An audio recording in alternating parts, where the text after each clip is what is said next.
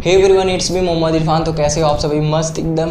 तो आज की हमारी टॉपिक रहेगी, आज हमें पढ़ना है सेल क्या होती है, हमारी ईएमएफ ऑफ सेल क्या होते हैं, टर्मिनल पोटेंशियल डिफरेंस क्या होती है, इंटरनल रेजिस्टेंस क्या होती है। ठीक है, तो बेसिकली आज हमारा टॉपिक क्या है, यही सब हमें पढ़ना है। ठीक, बैटरी के बारे में आज पढ़नी है हमें। ठीक, तो हमारी सेल क्या होती है, चलिए देखते हैं, टॉपिक स्टार्ट करते हैं अपनी। फर्स्ट है हमारी सेल क्या होती है। सेल, ठीक, तो ये एक तरह की डिवाइस होती है जो मेंटेन की रहती है हमारी स्टेडी करंट, यानी करंट को ये क्या की रहती है, मेंटेन किया रहता है। कौन? हमारा सेल, बैटरी। ठीक, ए device which is maintain a steady current in an electric circuit.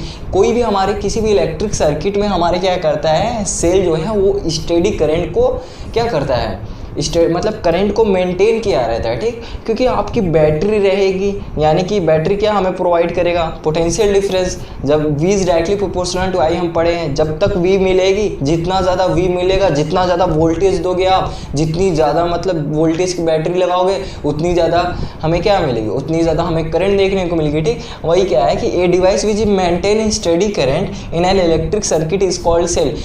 जैसे ये हमारी कोई इलेक्ट्रोलाइटिक सेल है, ठीक, उसमें क्या होते हैं हमारे, और इट हैज़ टू इलेक्ट्रोड्स। हमारे जो सेल होते हैं उनके दो इलेक्ट्रोड होते हैं, एक होता है पॉजिटिव और एक होता है नेगेटिव इलेक्ट्रोड, है ना। पॉजिटिव एंड नेगेटिव दो इलेक्ट्रोड होते हैं। ठीक, जैसे यहाँ हमारी इलेक्ट्रोलाइटिक सेल है, ठीक है, तो उसमें ये क्या है, हमारी पॉजिटिव इलेक्ट्रोड है और नेगेटिव इलेक्ट्रॉन, और क्या है, ये हमारी रेजिस्टेंस है। ये क्या है, हमारी इलेक्ट्रोलाइटिक सॉल्यूशन है। ठीक, इलेक्ट्रोलाइटिक हमारी, ठीक, यानी समझ में आती है हमारी सेल क्या होती है। A device which is use to maintain a steady current, जो हमारी स्टेट करंट को मतलब मेंटेन किया रहता है। हम पढ़े हैं ना, V is directly proportional to I।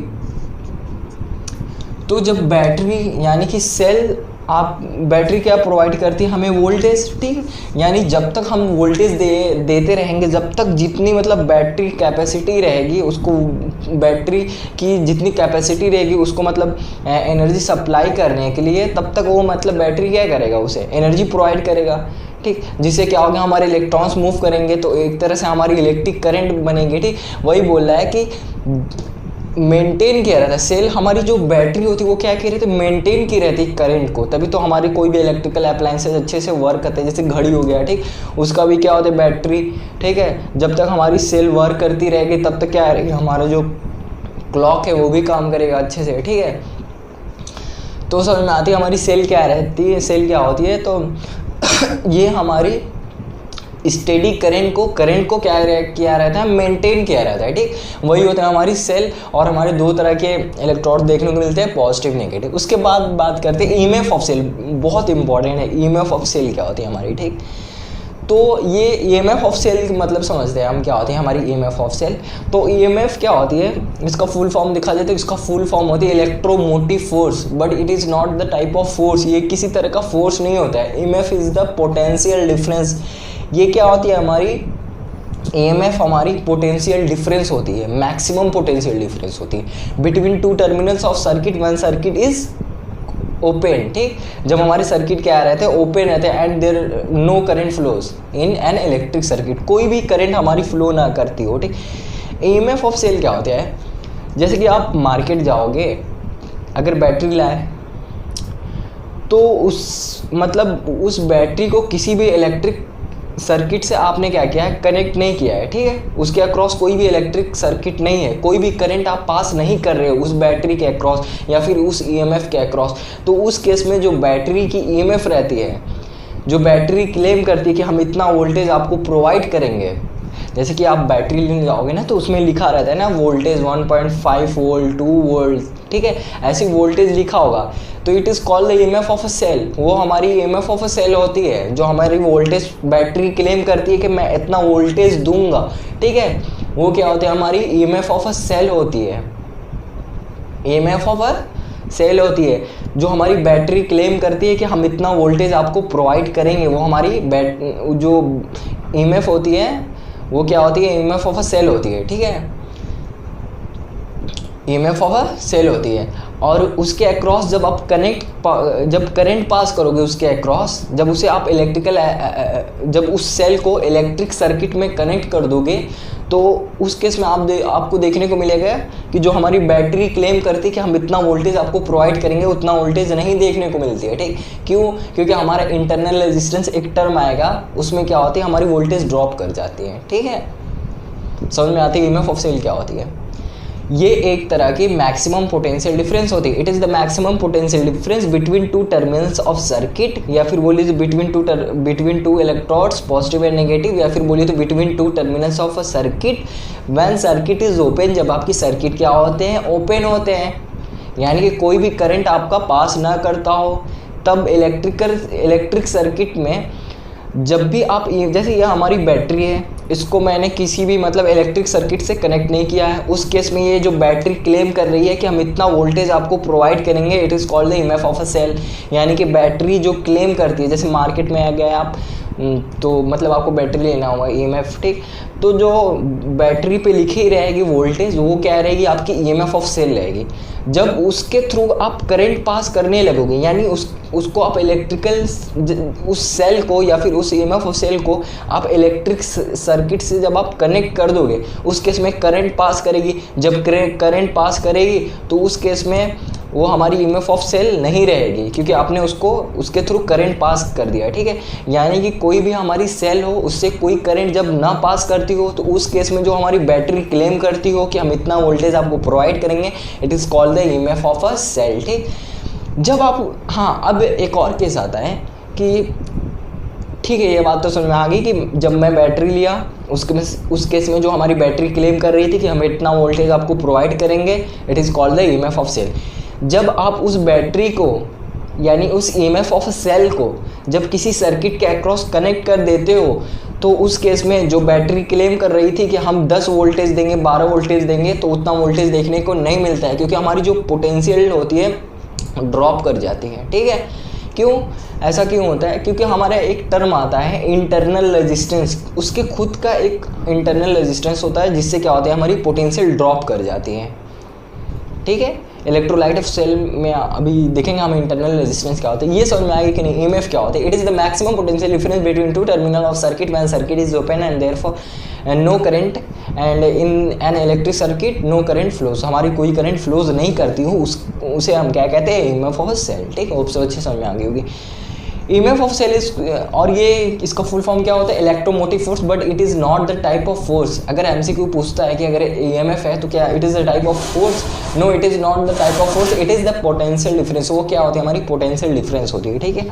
EMF of cell का फॉर्मूला क्या होता है, W/Q, क्योंकि ये हमारी वर्क डन बाई चार्ज होती है, ये क्या होती है, हमारी ईएमएफ ऑफ सेल होती है, ठीक। और हमारी एसआई यूनिट क्या होती है, वोल्ट होती है और जूल पर कूलम, ठीक है। ये थी हमारी ईएमएफ ऑफ सेल। और ये सेल बैटरी क्या होती है वो तो सब जानते हो, ठीक। ये हमारी यहाँ इंपॉर्टेंट टर्म्स थी। ईएमएफ ऑफ सेल समझना हमें जरूरी था, तभी हमें समझ में आया कि इंटरनल रेजिस्टेंस क्या होता है, टर्मिनल पोटेंशियल डिफरेंस क्या होता है। टर्मिनल पोटेंशियल डिफरेंस क्या होता है ना, तो देखिए वो भी थोड़ा समझते हैं। जब करंट पास कर, जैसे ईएमएफ ऑफ सेल का थोड़ा अपोजिट होता था। ईएमएफ ऑफ सेल में क्या था, आपके बैटरी के थ्रू करंट पास ना करता हो, ठीक।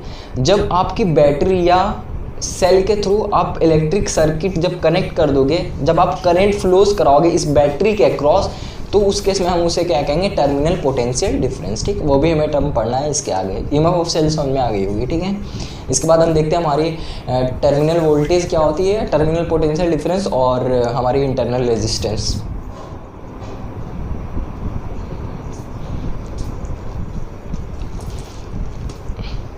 चलिए, तो अब हम डिस्कस करते हैं हमारी टर्मिनल पोटेंशियल डिफरेंस क्या होती है, फिर उसके बाद समझेंगे हमारी इंटरनल रेजिस्टेंस क्या होती है, तो अच्छे समझ में आएंगे, ठीक। अब तक अभी हमने क्या देखा, ईएमएफ ऑफ सेल देखा कि कोई भी बैटरी जो हम मार्केट में लेते हैं, तो बैटरी क्लेम करती है हम इतना वोल्टेज आपको प्रोवाइड करेंगे, 1 वोल्ट, जो आप देखोगे लिखा रहता है 1 वोल्ट, 1.5 वोल्ट, 2 वोल्ट, ठीक। तो उस टाइम जो बैटरी क्लेम करती है, सॉरी जो हमारी जो क्लेम करती है हम इतना वोल्टेज आपको प्रोवाइड करेंगे, वो क्या होती है, ईएमएफ ऑफ सेल होती है। क्योंकि आप उस समय तो उसे किसी सर्किट के अक्रॉस आपने कनेक्ट नहीं किया है और ना ही उसके अक्रॉस कोई करंट पास कर रही है, तो उस केस में जो हमारी पोटेंशियल डिफरेंस होती है, जो हमें प्रोवाइड करती है, मैं इतना वोल्टेज आपको प्रोवाइड करूंगा, वो it is called the EMF of a cell, ठीक। वो क्या होती है, ईएमएफ ऑफ अ सेल होती है हमारी, ठीक। अब बात करते हैं टर्मिनल पोटेंशियल डिफरेंस क्या होता है। टर्मिनल पोटेंशियल डिफरेंस क्या होता है, उसका जस्ट अपोजिट। ये भी क्या है, एक तरह की मैक्सिमम पोटेंशियल डिफरेंस है between two terminal of circuit. इस केस में क्या होगा, व्हेन सर्किट इज क्लोज, जब आपकी सर्किट क्लोज हो जाएगी, एंड करंट इज पासेज, आपकी करंट जब सर्किट आप क्लोज कर दोगे तो क्या होगी, करंट पास करने लगी है कि नहीं। सर्किट जब आपकी क्लोज होगी तो करंट पास करेगी, ठीक है। तो करंट पास करेगी तो क्या होगा, आपको आपकी जो पोटेंशियल है वो ड्रॉप करेगी कुछ, है ना। चलिए अब समझते हैं हम टर्मिनल पोटेंशियल डिफरेंस क्या होती है। टर्मिनल पोटेंशियल डिफरेंस क्या होती है, तो it is the maximum potential difference between two terminals of circuit, जब आपकी सर्किट क्या हो, क्लोज हो एंड करंट फ्लोज, ठीक, और जो हमारी करंट है वो क्या करे, पास करे, ठीक है। वही क्या होती है हमारी टर्मिनल पोटेंशियल डिफरेंस, ठीक। जब आप आपने बैटरी लिया और बैटरी आप किसी भी मतलब जैसे आपकी वॉच होगी उसमें या फिर रिमोट में आपने लगा दिया, ठीक, तो अब वो हमारी ईएमएफ ऑफ सेल नहीं रही है। अगर आपने बैटरी लाया और किसी अप्लायंसेस, इलेक्ट्रिकल अप्लायंसेस में आपने क्या किया, उसे लगा दिया, ठीक, ईएमएफ ऑफ सेल को या फिर बैटरी को, ठीक, तो उस केस में जो हमारी पोटेंशियल डिफरेंस देखने को मिलेगी, it is called the terminal potential difference और टर्मिनल वोल्टेज, ठीक। वो क्या होती है, हमारी टर्मिनल पोटेंशियल डिफरेंस होती है, क्योंकि अब तो उसके अंदर से करंट पास करने लगा ना, है कि नहीं। अब सर्किट भी क्लोज हो गई, एक इलेक्ट्रिकल सर्किट देखने को मिली। उस केस में क्या था, हमारा सिंपल बैटरी था, तो उस केस में उससे ना कोई करंट पास कर रही थी, ना ही मैंने उसे किसी इलेक्ट्रिक सर्किट के अक्रॉस कनेक्ट किया था। तो उस केस में हमारी पोटेंशियल डिफरेंस जो थी वो it is called the EMF of cell. And terminal potential difference क्या है, जब उस बैटरी को किसी अप्लायंसेस को में या फिर किसी भी इलेक्ट्रिकल सर्किट में आपने कनेक्ट कर दिया, यानी उसके अक्रॉस आपकी करंट फ्लो कर रही है, तो उस केस में जो हमारी पोटेंशियल होगी यानी वोल्टेज होगी, ठीक है, वो क्या होगी हमारी, it is called the terminal potential difference, उसे हम कहते हैं टर्मिनल पोटेंशियल डिफरेंस, ठीक है। अब एक टर्म आती है हमारी इंटरनल रेजिस्टेंस क्या होती है। तो देखिए, जब भी आप करंट पास करते हो, ठीक है, जब आपकी करंट पास करती है तो इंटरनल रेजिस्टेंस जो होता है वो क्या होता है, एक तरह का सेल होता है। Internal resistance of a cell is, ये क्या होती है, एक तरह की रेजिस्टेंस होती है। Internal resistance of a cell is defined as the resistance offered, जो हमारी इलेक्ट्रोलाइट ऑफ अ सेल क्या करता है, एक रेजिस्टेंस ऑफर करता है, उसे ही कहते हैं हम इंटरनल रेजिस्टेंस, ठीक है, to the cell to the flow of current through it, ठीक। जैसे कि हमारी सर्किट अगर डायग्राम बनाई जाए तो कुछ इस तरह के देखने को मिलेगा, ठीक। जैसे ये आपकी क्या है, यहाँ पे बनाते हैं, ठीक। जैसे ये हमारी कोई इलेक्ट्रिक सर्किट है, ठीक है, ये रेजिस्टेंस रहा, ठीक है, और ये हमारी बैटरी है, ठीक है, पोटेंशियल, और उसके जस्ट बगल में एक छोटू सा हमें स्मॉल आर, जिसे हम क्या कहते हैं, जिसे हम कहते हैं इंटरनल रेजिस्टेंस, और ये हमारी एक्सटर्नल रेजिस्टेंस होती है। ये हमारी बैटरी है और यहाँ से आपकी करंट पास हो रही है, ठीक, भी। तो ये जो छोटू सी आर होती है वही होती है हमारी इंटरनल रेजिस्टेंस, जो हमें इलेक्ट्रोलाइटिक सेल या बोले तो इलेक्ट्रोलाइट ऑफ सेल ऑफर्ड करता है। रेजिस्टेंस ये कौन ऑफर करता है, हमारा electrolyte of cell. Internal resistance को कौन हमारी ऑफर करती है, इलेक्ट्रोलाइट ऑफ सेल, जिससे क्या होता है कि कुछ ये आर जो है ना क्या करेगा, करंट का अपोज करेगा, तो ये भी कुछ करंट का अपोज कर देता है। तो इस केस में आपकी जो करंट है वो कम हो जाती है ना, और तो इस केस में क्या होती है, आपकी पोटेंशियल भी ड्रॉप कर जाती है, क्योंकि V is directly proportional to I। जब I ड्रॉप करेगी तो V भी ड्रॉप होगा, ठीक। इसीलिए हम कहते हैं कि हमारी ईएमएफ ऑफ सेल जो होती है वो क्या होती है, जो हमारी बैटरी क्लेम करती है कि हम इतना वोल्टेज प्रोवाइड करेंगे, लेकिन उतना वोल्टेज प्रोवाइड नहीं करती है। जब आप इलेक्ट्रिक सर्किट में कनेक्ट करते हो या उसके थ्रू करंट पास करते हो, क्योंकि हमारा इंटरनल रेजिस्टेंस होता है वो क्या कर देता है, कुछ रेजिस्टेंस ऑफर करता है, जिससे क्या होती है हमारी करंट ड्रॉप हो जाती है, यानी वोल्टेज ड्रॉप हो जाती है हमारी, ठीक है। तो इंटरनल रेजिस्टेंस ऑफ सेल समझ में आ गई हमारी कि इलेक्ट्रोलाइटिक सेल ऑफर करता है एक इंटरनल रेजिस्टेंस, ठीक है, जो जिसको हम डिनोट करते हैं स्मॉल आर से, जिसकी एसआई यूनिट क्या होती है हमारी ओम होती है। अब ये इंटरनल रेजिस्टेंस क्या करता है कि हमारे करंट आप जानते हो रेजिस्टेंस क्या करता है, करंट का अपोज करता है। तो वहाँ पे एक्सटर्नल रेजिस्टेंस भी था, एक इंटरनल रेजिस्टेंस जिसको इलेक्ट्रोलाइट ऑफ अ सेल ने ऑफर्ड किया, ठीक। तो हमारी इंटरनल रेजिस्टेंस भी कुछ करंट का अपोज करेगी, अपोजिशन करेगी, है ना। जब करंट का अपोजिशन करेगी तो करंट आपकी क्या हो जाएगी, कुछ कम हो जाएगी, कुछ कम हो जाएगी ना। तो जब करंट कम हो जाएगी, ड्रॉप करेगी, तो V is directly proportional to I। जब करंट ड्रॉप करेगी तो हमारी पोटेंशियल भी तो ड्रॉप करेगी। इसलिए हमारी जो बैटरी क्लेम करती है कि हम 10 वोल्टेज देंगे, तो वो 10 वोल्टेज ना देकर कुछ 8 देगा, 8.5 देगा, कुछ कम ही दे, ठीक है। तो इंटरनल रेजिस्टेंस समझ में आ गई हमारी, जो सेल ऑफर्ड करती है by the resistance offered by the electrolyte of a cell, ठीक। It is denoted by small R, और ये हमारी क्या करती है, करंट का अपोज करती है। इलेक्ट्रोलाइट जो हमारी रेजिस्टेंस छोटू सी आर होती है वो भी करंट का अपोज करती है, तो जब वो करंट का अपोज करेगी तो कुछ हमारी करंट कम हो जाएगी, ठीक है, तो जिससे हमारी पोटेंशियल ड्रॉप कर दी। तो as compare to EMF of cell लिखा जाए तो हमारी जो ये टर्मिनल पोटेंशियल डिफरेंस है वो कुछ कम देखने को मिलती है, कुछ कम होती है, ठीक है, किससे, हमारी ईएमएफ ऑफ अ सेल से, ठीक। इसके बाद और देखेंगे, समझ में आगे हमारी टर्मिनल पोटेंशियल डिफरेंस क्या होता है, इंटरनल रेजिस्टेंस। एक बार फिर से देख लेते हैं, टर्मिनल पोटेंशियल डिफरेंस क्या होता है, it is the maximum potential difference between two terminals of circuit when circuit is close. जब आपकी सर्किट क्लोज होगी और उसमें से करंट पास करेंगे and current flows in an electric circuit, तो उसे हम कहेंगे टर्मिनल पोटेंशियल डिफरेंस, ठीक है। और आपकी इंटरनल रेजिस्टेंस क्या होती है, जब आपकी करंट पास करने लगेगी, ठीक, तो इंटरनल रेजिस्टेंस क्या होता है कि internal resistance of a cell is defined as the resistance offered by the electrolyte. कुछ इलेक्ट्रोलाइट ऑफ अ सेल होते हैं, आप पढ़ोगे इलेक्ट्रोकेमिस्ट्री में, तो इलेक्ट्रोलाइटिक सॉल्यूशन देखोगे तो उसमें पॉजिटिव निगेटिव इलेक्ट्रोड रहते हैं, तो उसमें पॉजिटिव से निगेटिव में एक छोटू सा आर इंटरनल रेजिस्टेंस, एक अंदर रेजिस्टेंस होता है सर्किट के अंदर, ठीक है, या फिर बोले तो इलेक्ट्रोलाइटिक सेल के अंदर, ठीक, जो क्या करता है, हमारा करंट को अपोज करता है, जिससे हमारी पोटेंशियल कुछ ड्रॉप कर जाती है। यानी इंटरनल रेजिस्टेंस खुद का ही नुकसान करता है, इलेक्ट्रिक सर्किट में रह के इलेक्ट्रिक सर्किट का ही नुकसान करते हैं, ठीक। इलेक्ट्रोलाइटिक समझ में आ गई कि एक तरह की इंटरनल रेजिस्टेंस होती है जो ऑफर्ड करते हैं हमारे इलेक्ट्रोलाइटिक ऑफ अ सेल, ठीक है। होप सो अच्छे समझ में आ गई। इसके बाद कुछ इंपॉर्टेंट टर्म्स जो बचे रहेंगे, हाँ, चार्जिंग के केस में क्या हमें इक्वेशन देखने को मिलती है, वो सब देखना है, ठीक है।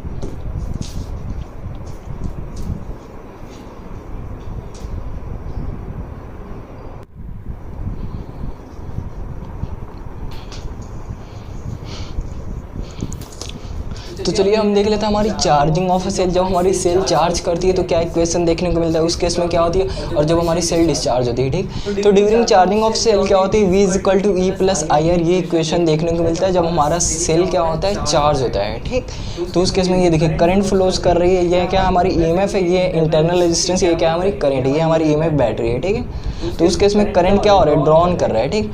तो जब हमारा वीज during charging of the cell आपको क्या देखने को मिलेगा, during charging of the cell जो हमारी V होती है, V क्या है, यहाँ पर टर्मिनल वोल्टेज है, E क्या है, EMF है, I क्या है, हमारी करंट है, R क्या है, स्मॉल r इंटरनल रेजिस्टेंस है जो हमारी इलेक्ट्रोलाइट ऑफ सेल ऑफर्ड करती है, ठीक।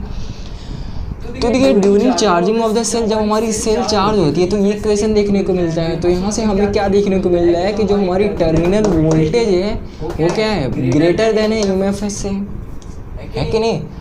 तो देखिए यही लिखा है V is greater then E, terminal voltage आपकी बड़ी होती है EMF ऑफ अ सेल से, कब, जब आप सेल को चार्ज कर रहे होते हैं, ठीक। When charging of a cell take place, जब आपकी सेल चार्ज होती है तो उस केस में जो टर्मिनल वोल्टेज होती है वो आपकी बड़ी होती है EMF से, है ना। ट्रिक बताएं इसको याद करने के लिए। तो देखिए ट्रिक क्या है, during charging of the cell, अगर इस मतलब पूछता है कि during charging of the cell आपको क्या रिलेशन देखने को मिलता है, टर्मिनल वोल्टेज कौन इंक्रीज कर रहा है कौन डिक्रीज कर रहा है, या फिर ये पूछ सकता है during charging of cell potential difference, sorry terminal voltage आपकी बड़ी होगी या EMF ऑफ सेल बड़ी होगी, तो टर्मिनल वोल्टेज ग्रेटर मिलेगा। क्यों, क्योंकि देखिए ये E + IR है, तो अगर V = E देखा जाए, इसमें IR को ऐड कर रहा हूँ तब हमारे V के इक्वल है, यानी ये जो V है E के भी बराबर में है, और E को क्या करना पड़ रहा है, IR को ऐड करना पड़ा है, तब ये V के इक्वल है, यानी V अकेला क्या है, इस पे भारी है, तो V is greater then E + IR।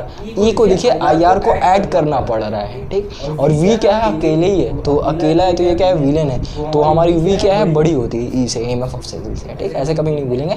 When charging of a cell, जब हमारी सेल चार्ज होती है तो उस केस में जो हमारी टर्मिनल वोल्टेज होती है वो greater than EMF of cell होती है, ठीक। और ड्यूरिंग और करंट हमारी देखिए ये ड्रॉन कर रही है। ड्यूरिंग डिस्चार्जिंग ऑफ सेल का क्या केस है, तो देखिए यहीं पे समझ लेते हैं। ड्यूरिंग डिस्चार्जिंग की बात की जाए तो डिस्चार्जिंग में क्या होगा, डिस्चार्जिंग में कुछ नहीं, V = E - IR, ये इक्वेशन देखने को मिलेगी ड्यूरिंग डिस्चार्जिंग ऑफ सेल, जब हमारी सेल डिस्चार्ज हो रही होगी, है ना, तो ये इक्वेशन देखने को मिलता है, ठीक। तो इस केस में क्या होगा, इस केस में हमारी ये करंट पास नहीं करेगी, ठीक है, क्योंकि हमारी सेल डिस्चार्ज हुई निगेटिव से, ठीक, ये निगेटिव टर्मिनल से हमारी करंट पास करेगी, ठीक। उस केस में ये हमारी डिस्चार्जिंग ऑफ द सेल की इक्वेशन मिलती है, जो कि क्या है, V = E - IR, ठीक।